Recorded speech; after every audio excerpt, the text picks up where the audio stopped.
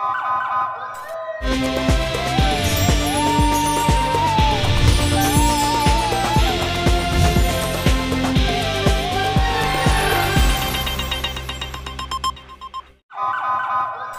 پہلے نظر ڈالتے ہیں اب تک کی بلیٹن کی۔ Director general Punjab food authority Shoaib Jadoon کی ہدایت پر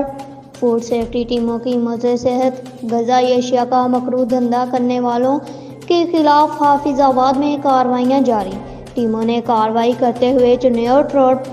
پنڈی بٹیاں پر واقع ملک شاپ کو گزشتہ دیے گئے نوٹسز کی عدم تعمیل،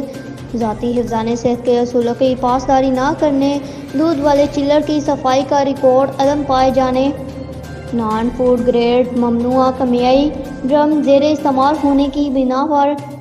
10,000 روپے جرمانہ عائد کیا۔ مزید برآں ٹیموں نے معمول کی کارروائیوں کے ساتھ موصول ہونے والی تمام تر شکایات کی ترجیحی بنیادوں پر داد رسی کرتے ہوئے علی پور وین کے لنک روڈ پر واقع متعدد فوڈ پوائنٹس کو چیک کیا، جبکہ ایک ہوٹل کو صفائی کے انتہائی ناقص انتظامات ہونے کی بنا پر سیکشن 13 کے تحت کارروائی کرتے ہوئے 10,000 روپے جرمانہ عائد کیا۔ علاوہ ازیں assistant director resource and licensing نے متعدد فوڈ پوائنٹس کو سابقہ واجبات کی عدم ادائیگی پر وارننگ نوٹسز جاری کیے، جن پر عمل درآمد نہ کرنے کی صورت میں سخت قانونی کارروائی عمل میں لائی جائے گی۔